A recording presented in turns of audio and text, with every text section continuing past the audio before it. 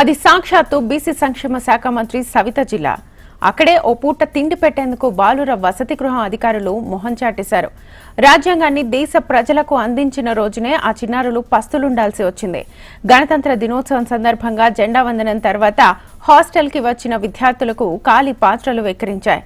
చేసేదేమీ లేక డబ్బులున్నోళ్లు బిస్కెట్లు కొనుక్కొని తింటే డబ్బులేని చిన్నారులు బిక్కుబిక్కుమంటూ కూర్చుండిపోయారు. సత్యసాయి జిల్లా సీకేపల్లి బీసీ హాస్టల్లో జరిగిన అమానుష ఘటన ఇది.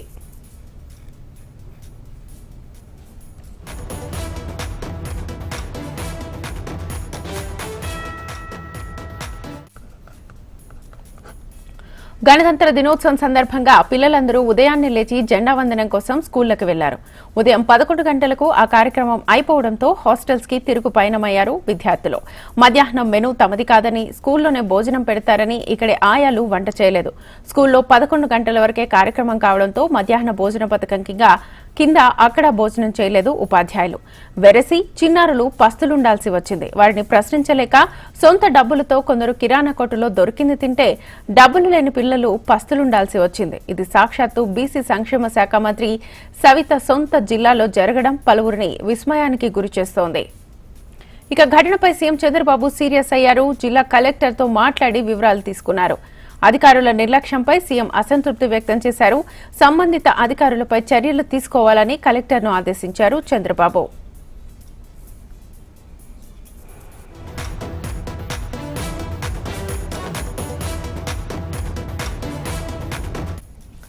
అది సాక్షాత్తు బీసీ సంక్షేమ శాఖ మంత్రి సవిత జిల్లా. అక్కడే ఓ పూట తిండి పెట్టేందుకు బాలుర వసతి గృహం అధికారులు మొహం చాటేశారు. రాజ్యాంగాన్ని దేశ ప్రజలకు అందించిన రోజునే ఆ చిన్నారులు పస్తులుండాల్సి వచ్చింది. గణతంత్ర దినోత్సవం సందర్భంగా జెండా వందనం తర్వాత హాస్టల్ కి వచ్చిన విద్యార్థులకు ఖాళీ పాత్రలు వెక్కిరించాయి. చేసేదేమీ లేక డబ్బులున్నోళ్లు బిస్కెట్లు కొనుక్కొని తింటే డబ్బులేని చిన్నారులు బిక్కుబిక్కుమంటూ కూర్చుండిపోయారు. సత్యసాయి జిల్లా సీకేపల్లి బీసీ హాస్టల్లో జరిగిన ఘటన ఇది. గణతంత్ర దినోత్సవం సందర్భంగా పిల్లలందరూ ఉదయాన్నే లేచి జెండా వందనం కోసం స్కూళ్లకు వెళ్లారు. ఉదయం 11 గంటలకు ఆ కార్యక్రమం అయిపోవడంతో హాస్టళ్లకు తిరుగు పయనమయ్యారు విద్యార్థులు.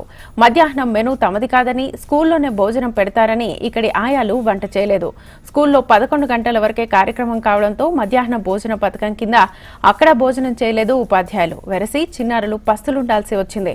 వారిని ప్రశ్నించలేక సొంత డబ్బులతో కొందరు కిరాణా కొట్టులో దొరికింది తింటే డబ్బులు లేని పిల్లలు పస్తులుండాల్సి వచ్చింది. ఇది సాక్షాత్తు బీసీ సంక్షేమ శాఖ మంత్రి సవిత సొంత జిల్లాలో జరగడం పలువురిని విస్మయానికి గురిచేస్తోంది.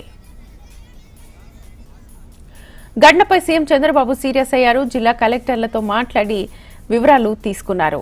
అధికారుల నిర్లక్ష్యంపై సీఎం అసంతృప్తి వ్యక్తం చేశారు. సంబంధిత అధికారులపై చర్యలు తీసుకోవాలని కలెక్టర్ను ఆదేశించారు చంద్రబాబు.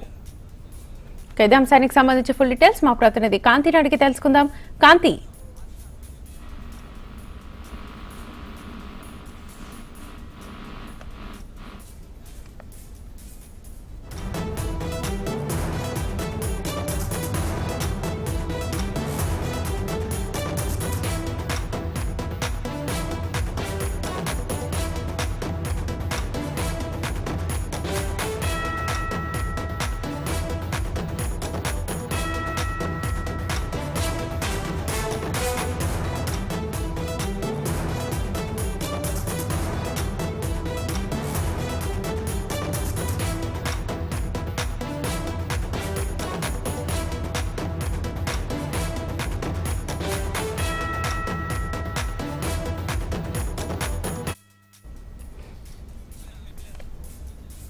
అది సాక్షాత్తు బీసీ సంక్షేమ శాఖ మంత్రి సవిత జిల్లా.